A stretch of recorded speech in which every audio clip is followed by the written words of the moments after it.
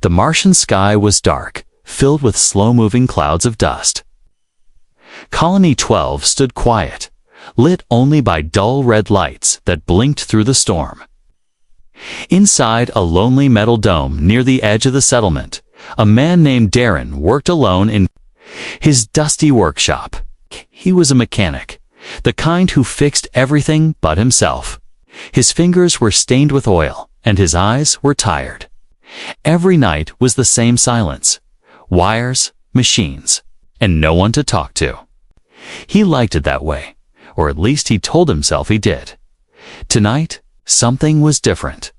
At exactly midnight, the lights in the workshop flickered. The air became strangely warm. Darren looked up from the broken drone he was repairing. The door to his shop slowly slid open, though no one had touched the controls. He stood up, blinking into the dark.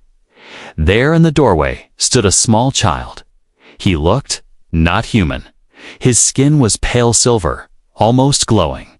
His eyes were large and bright, like stars, and his hair shimmered faintly with blue light. He wore a simple robe that hung loosely around his thin body. His bare feet made no sound as he stepped into the room. Darren backed away, reaching slowly for the wrench on his desk. The child raised his hands. "Please, I'm not here to hurt you." His voice was soft, musical. .com. Darren lowered the wrench but didn't relax. "Who are you? How did you get in?" The child stepped closer. "My name is Sally. I traveled far. I crossed the dark space between stars. I came here for something very important." Darren frowned. "Why here? Why me?" Sully looked into his eyes.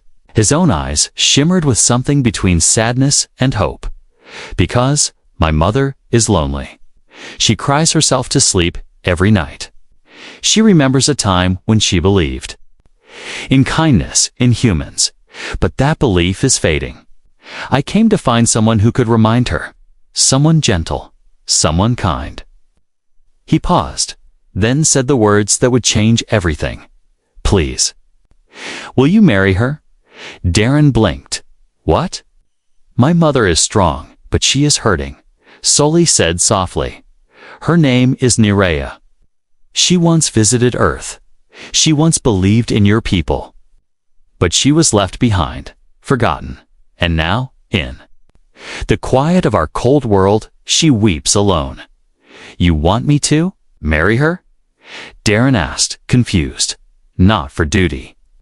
Not for politics, just for the chance that she will smile again." Before Darren could answer, red lights flared across the walls of the workshop. A loud voice spoke through the intercom. "Unauthorized presence detected. Security response activated." Sully looked afraid for the first time. "They found me," he whispered. "Your machines. They scanned for alien life. Come with me," Darren said quickly, grabbing the boy's hand. He didn't know why he was helping. Maybe it was instinct. Maybe it was something in Sully's voice, something honest. They slipped through the back exit and into the tunnels below the colony. Darren knew every maintenance shaft and hidden path. He had built half of them as they hid in a dark corner of the lower level. Darren turned to Sully. "Start talking, fast. Who exactly are you?" Sully looked up, his silver skin glowing faintly in the dark. "I am Valari, from a world called Lacera, a peaceful race. We live in the light of a blue star. My mother was once a diplomat. She visited Earth many years ago. She believed your people could become friends, but when she returned home, she was changed, quiet, lost. Then she had me, a child made of two worlds." Darren's eyes widened. "You're half human." Sully nodded. "She said my father was kind, but he forgot her, or chose not to return. She never blamed him, but the sorrow stayed, and now she grows weaker." Darren said nothing. What was he supposed to say? That it sounded insane? That no one just walks into a colony and asks for a husband for their alien mother?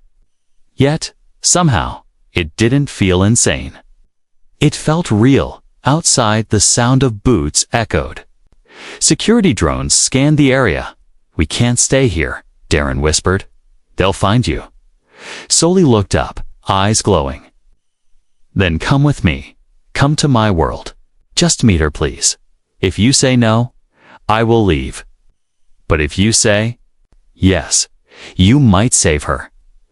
Darren looked at the boy, at his strange, sad eyes, and for the first time in years, something stirred inside him. Loneliness? Meeting loneliness. "Let's get out of here first," Darren said. Sully smiled faintly. "Thank you."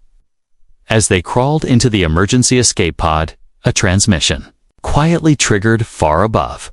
In orbit, a shadowed figure on a distant ship saw the alert flash. Valari signal detected. Human contact confirmed. The figure narrowed its eyes. "They've made contact. Begin observation, if he agrees. Prepare Phase 1.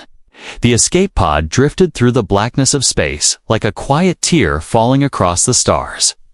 Inside, Darren sat across from Sully, still trying to understand what had just happened.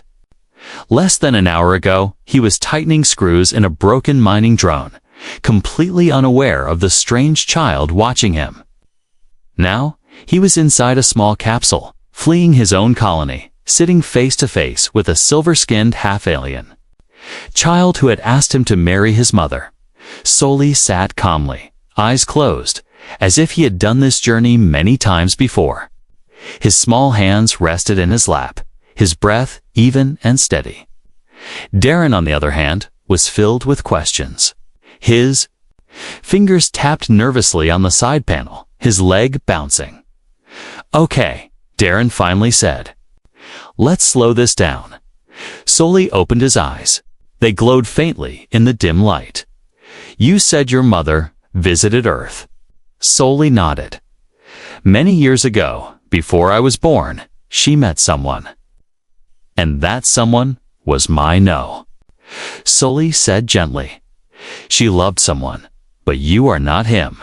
You are someone else, someone she dreamed about later. She saw your face in a vision. She didn't understand why, but she cried when she saw you." Darren frowned. "That makes sense? You said she was broken, that she's dying." "Not dying like your people do," Sully whispered. "Our kind bond through the heart. When we lose that bond, we begin to fade, not in body, but in soul. My mother lives in silence now. She sings to the stars, but no one answers. She believes there is still beauty left in the universe, but no one listens to her anymore." The escape pod beeped softly, alerting them that it was entering warp travel. Darren looked out the small window. The stars stretched like threads of light. They were leaving the solar system fast. Sully turned to the panel beside him and typed a code. A hologram flickered into view. It showed a glowing planet suspended in light. Around it floated towers made of crystal and cities that hovered gently over water.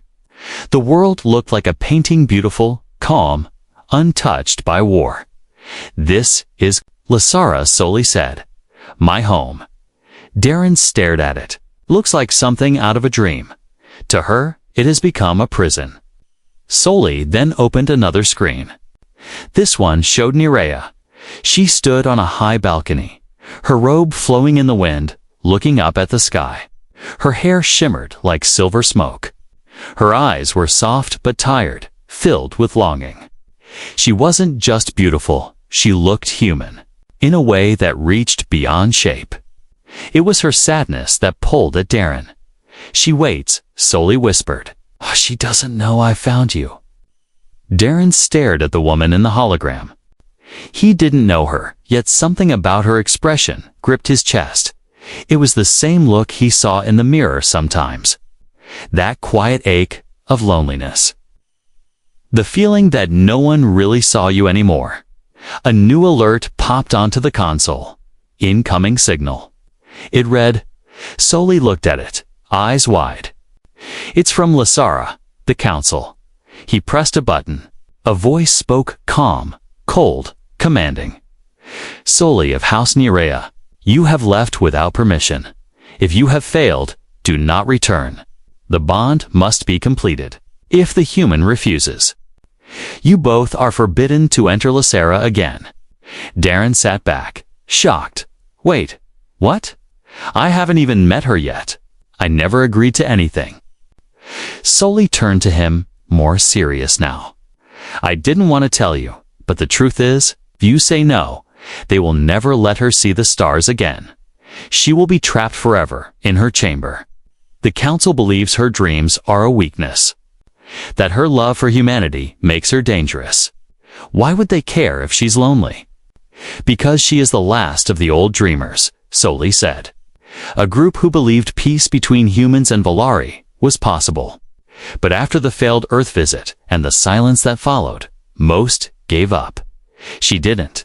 That scares them. Darren stood and began to pace. I'm just a mechanic. I don't belong in some space palace. I don't know your people, your rules, your whatever this is. You ask me to help her, but what if I make things worse? Sully stepped forward. She doesn't need a hero. She doesn't want power.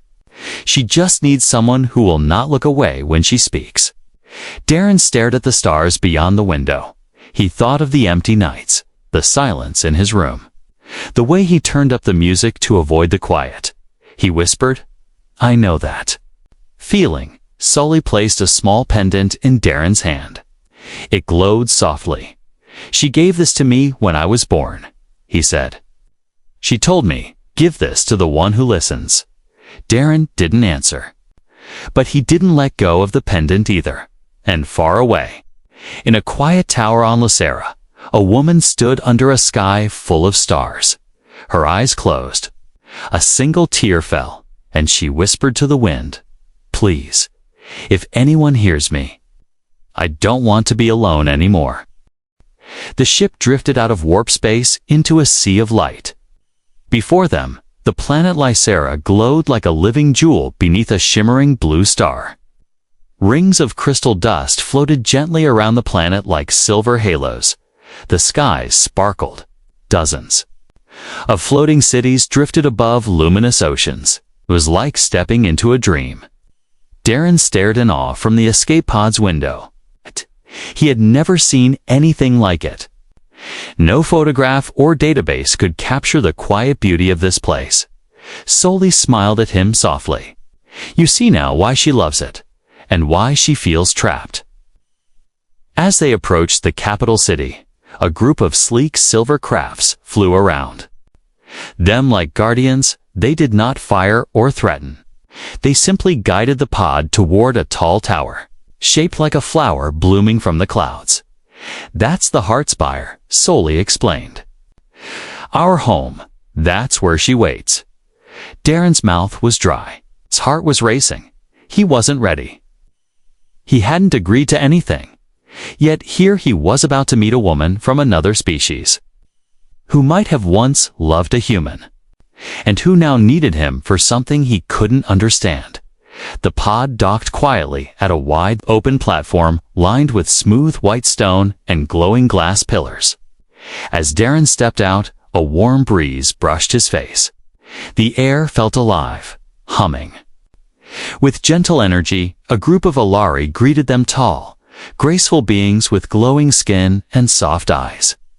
None of them spoke. They simply bowed their heads in silence. Then she stepped forward. Aria. She moved like light, her feet barely touching the ground. Her silver hair floated behind her like a wave. Her eyes were the color of the sky before a storm deep, full of memories. She wore a flowing robe of blue and gold, and on her face was the kind of sadness that came from waiting too long. When she saw Darren, she stopped. Time felt like it held its breath. Darren stood frozen. He had expected to feel awkward, maybe afraid. But what he felt was something else, familiarity, as if her presence had been waiting somewhere inside him all along. I know you, she said softly. Her voice was like music underwater, slow and calming. "I don't think we've met," Darren replied, nervous. "No, but I dreamed of you," she said. "1,000 nights, always with your face." He didn't know what to say. Soli stepped between them and smiled. "Mother, I found him." Nerea smiled faintly, but it didn't reach her eyes. She reached out and gently touched Darren's face. "You are not him," she said, more to herself. "But you carry the same sorrow." Darren stepped back slightly. "Soli told me you're lonely, that you cry every night." Nerea turned and walked slowly toward the edge of the platform where the wind played with her robe. "Lonely is not the word," she said. "It's deeper than that. It's the feeling of speaking into the dark and hearing nothing back. Of giving your heart to stars that never reply." She looked back at him. "I don't ask for marriage like your people do. I ask only this. Will you stay? Will you speak when I speak? Listen when I remember." Darren was stunned. "You don't even know me. I don't need to know all of you," she said. "Just the part that still believes in connection. I need that to live." Soli placed his small hand in Darren's. "Please." She tried to be strong alone. But strength fades in silence. Just then, a soft chime echoed. A group of council members appeared on a floating platform nearby. They looked serious, calm but watchful. "Darren of Earth," one of them said. "The dreamer Nerea has broken our codes. She has contacted an outsider without approval. If you choose to leave, she will be silenced. Forever." Darren turned to Nerea. "Is that true?" She lowered her head. "Yes." "Why didn't you tell me?" "'Cause I didn't want your pity," she said, voice trembling. "I wanted your choice." The council voice returned. "We give you 1 day to decide. Bond with her or leave. After that, the gates will close." They vanished.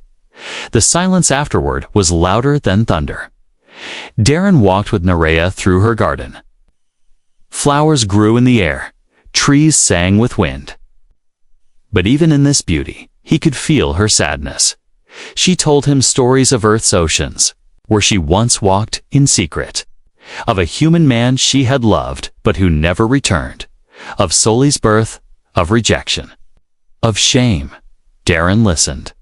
For hours, he listened. He didn't interrupt. He didn't try to fix anything.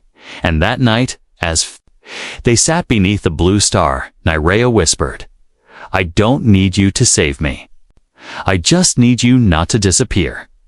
And Darren, after a long pause, replied, "I won't. Not tonight." But far away, inside the High Council Tower, a red light blinked. A voice spoke in secret. "The human is bonding. He must not complete it. Begin the counterplan."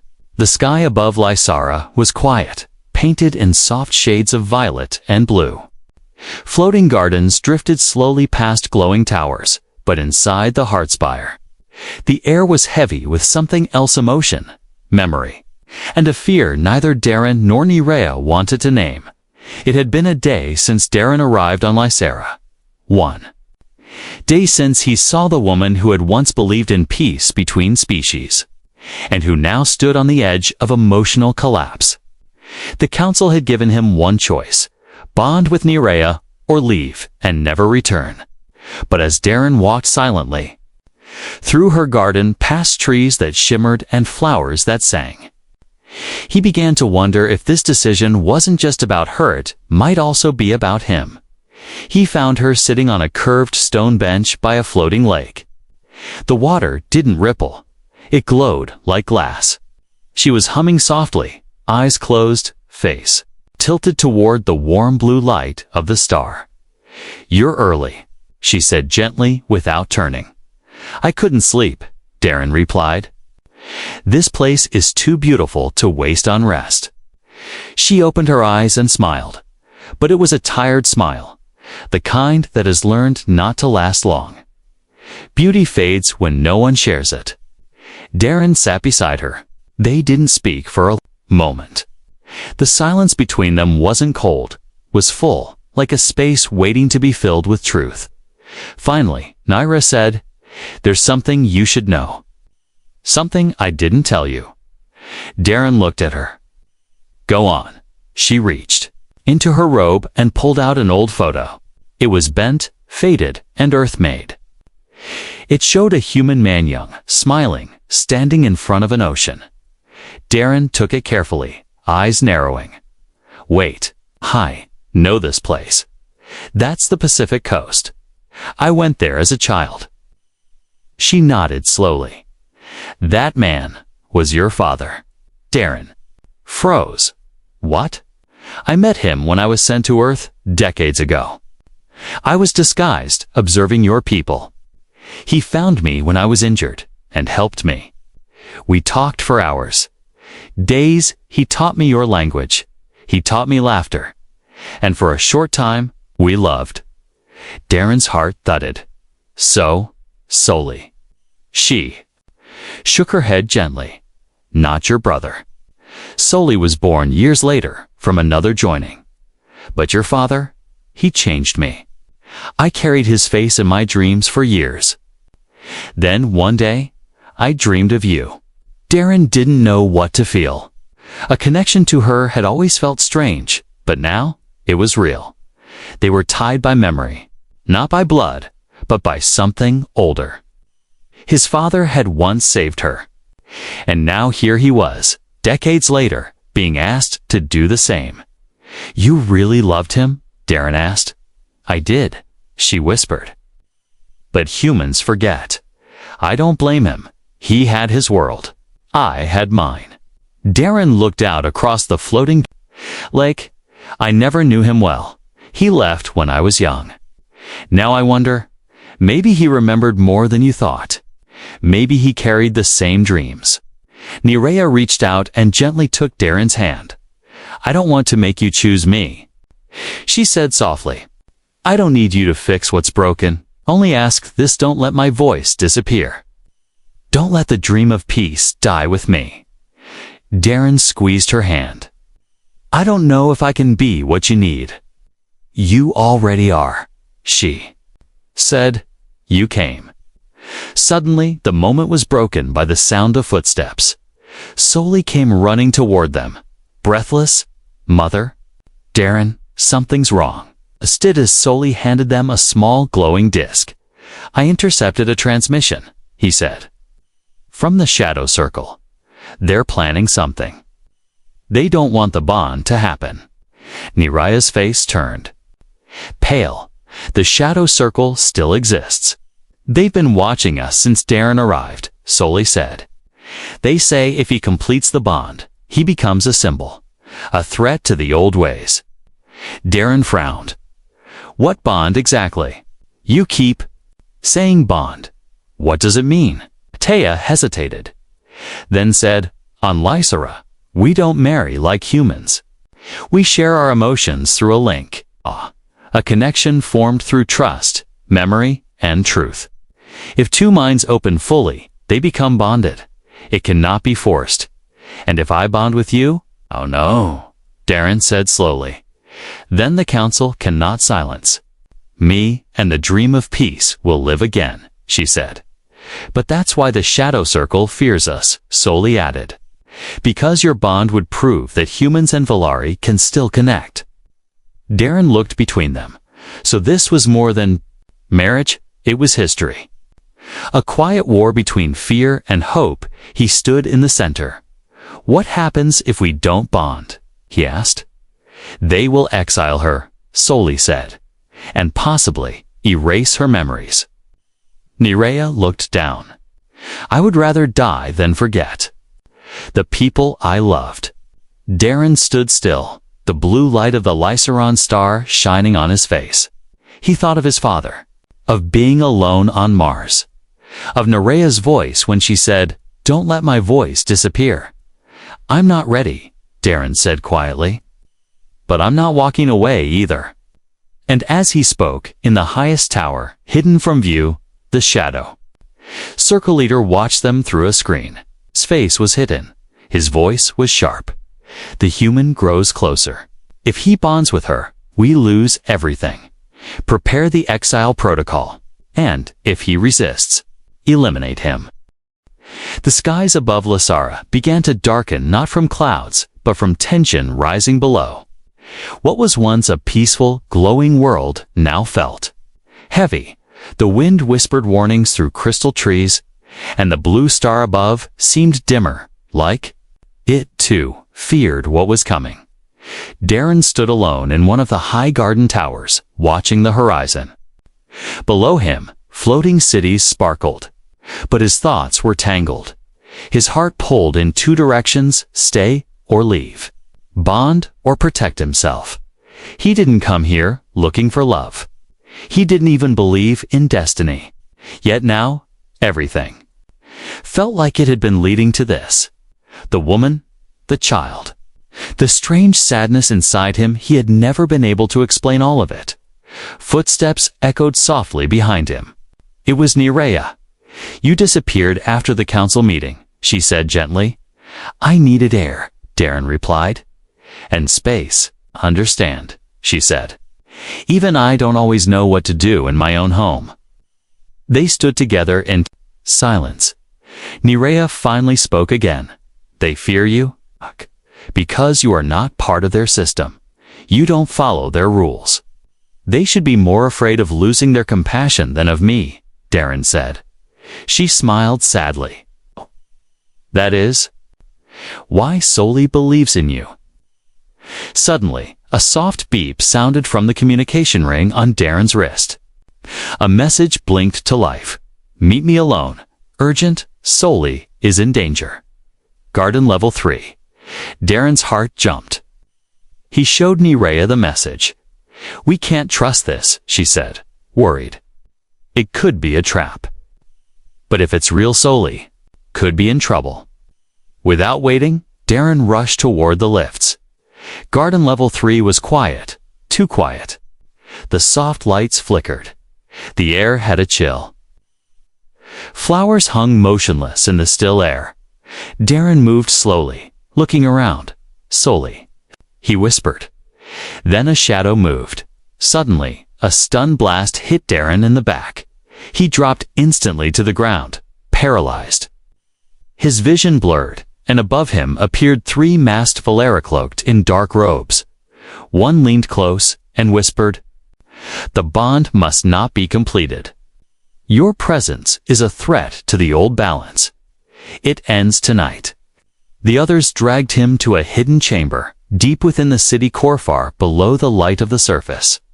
There, Darren was locked inside. Glass containment pod. Weak electricity pulsed around him. The energy blocked his voice. He could barely move. The lead figure stood before him. "We are the Shadow Circle," he said coldly. "Long ago, we warned the Council not to trust humans. Your people destroy what they touch. They live fast and forget fast. We will not let you drag our kind into ruin." "I didn't ask for this," Karen shouted, though his voice was faint. "I didn't come here to break anything." "But you did," the figure said. "You broke silence. You broke her heart open again. And worst of all, you made her believe." Back at the Heartspire, Nerea was pacing. Something was wrong. Darren had not returned. And now, Soli was missing too. She opened her personal interface and scanned the garden. No signal, no trace. Just a blank. Then, in her heart, something pulled. A quiet panic. A whisper. She closed her eyes and reached through the mental connection she had begun to form with Darren. Even unbonded, the link was growing, and she felt it. Pain, fear, silence. She gasped. He's trapped. Just then, the Heartspire doors burst open. Soli ran in, dirty and panicked. "Mother, they took him. The Shadow Circle's underground." Nerea didn't hesitate. "Get the guards. Prepare my ship. We're going down." Within minutes, Nerea's personal craft flew beneath the city into the old chambers abandoned since the Great Peace Treaty. But Nerea knew every corner. She had once trained there as a dreamer, a voice for unity. Now it was being used for secrets and fear. They found the shadow circle mid-ritual. Darren was still trapped, weak but alive.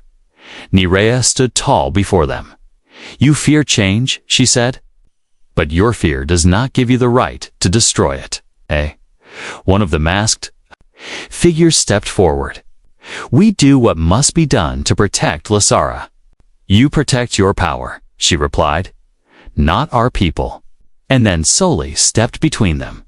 "He saved me," he said loudly. "He saved all of us, and you would throw him away because of fear." The room went silent, and something incredible happened. Darren, still weak, reached toward the glass. Nerea reached toward him. Their fingers touched the barrier, and suddenly, light spread between them, the start of a bond. Even the shadow circle stepped back, stunned. Soli whispered, "It's begun." The chamber shook with energy, not violence, but connection to minds. Reaching out, two hearts opening, Darren stood slowly, his voice returning. "I didn't come here for love, but I won't run from it either." Nerea's eyes filled with light. "Then let them watch." And the bond grew stronger, above them in the city sky. The star pulsed once bright and warm, but far beyond Lasara. In the cold of space, an ancient force awakened, watching, waiting. The human has bonded. Phase 2 must begin. The bond between Darren and Nerea had begun, and its light could be seen even from the highest towers of Lysora. A pulse of gentle golden energy had spread across the sky like a second sunrise, calm, warm, and deeply alive. But where some felt peace, others felt fear. The shadow circle had failed to stop the connection.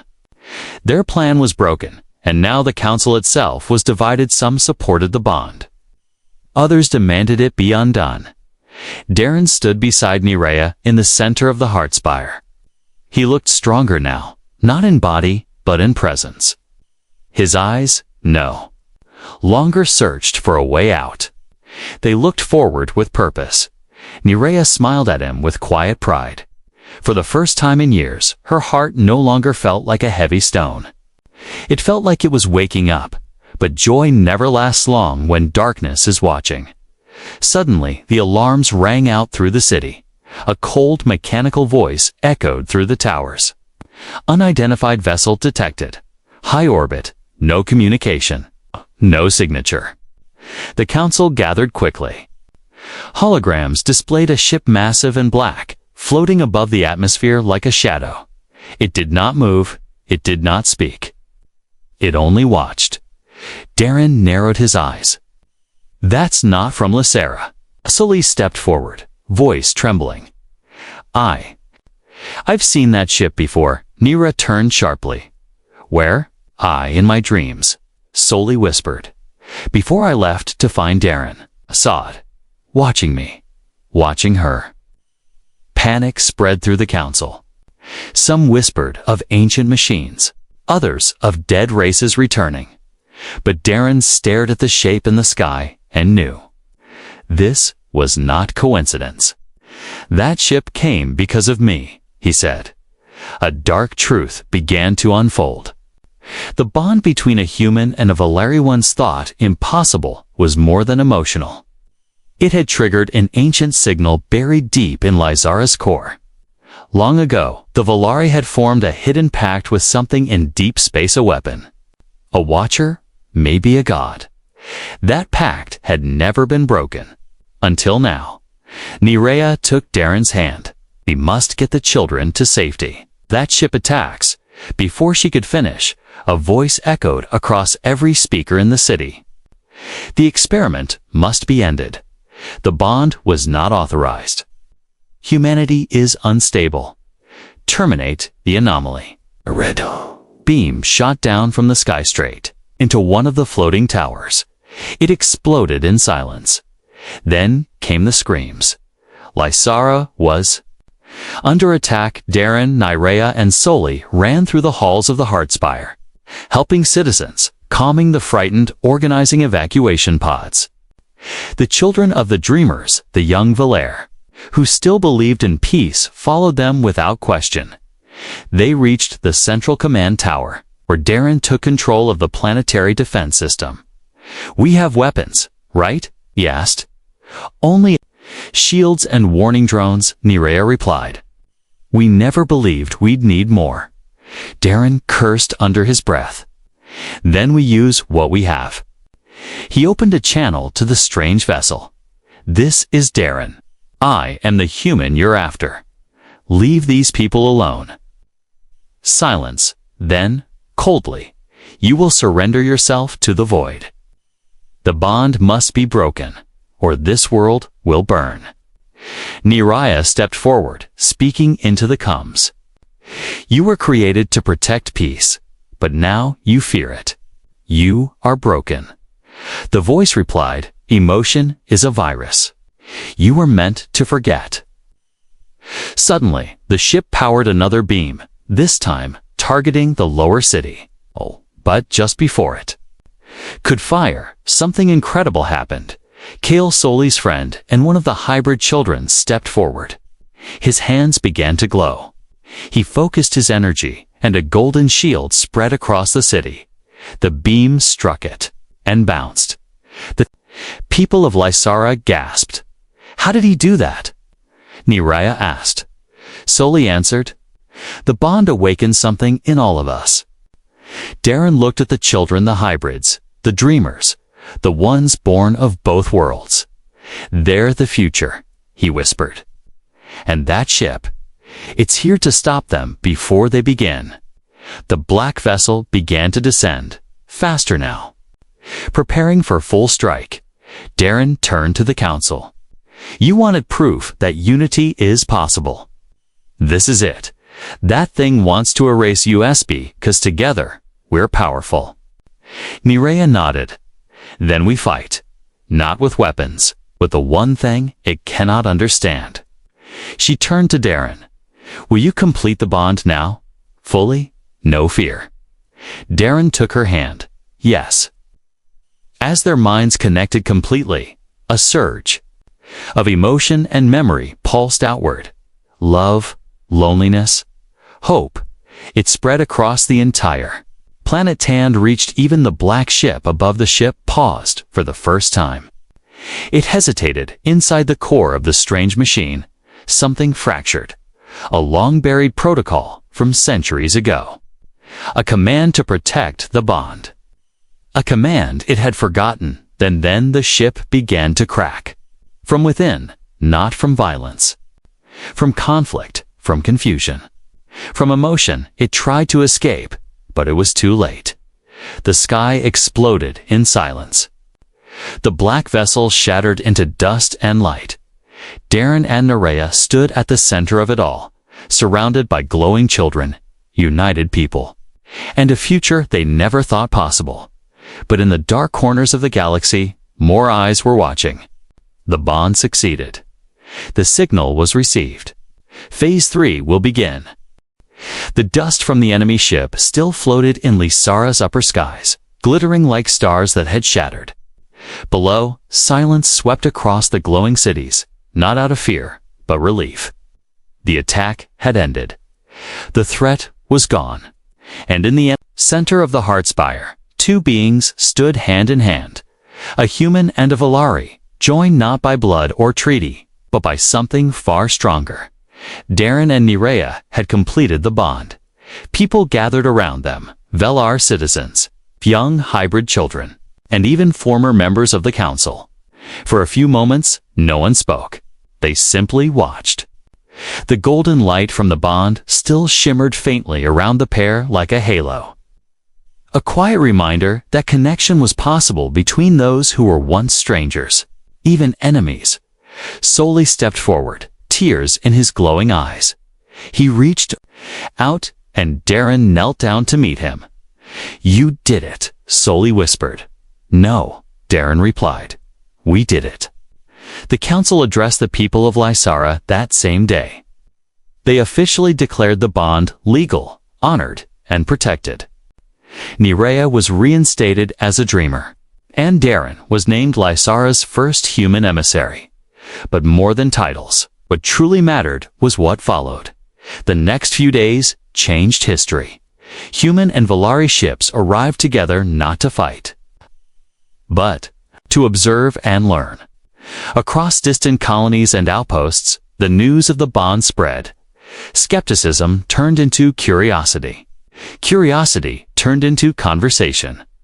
For the first time in decades, two species that had grown apart began asking the same question again. What if we could build something together? Darren sat in the floating gardens one evening, watching the stars. Nerea sat beside him, her head resting gently on his shoulder. I never imagined this, he said. You imagined it more than you knew, she replied. You just didn't have the words for it. Ha, he chuckled. Still can't believe I came all this way because a glowing kid asked me to marry his mom. She smiled. Well, I'm glad you listened. Nearby, Soli and the other hybrid children played near the floating trees. Their laughter echoed across the sky, no longer feared, no longer hidden. They were the future Nuand. Everyone could see it. One of the children approached Darren and asked, Is it true you fixed a spaceship using only a wrench and chewing gum? Darren laughed. That story's gotten bigger every time it's told. The child giggled. Can you teach us? He looked at Nerea. She nodded gently. Yes, he said.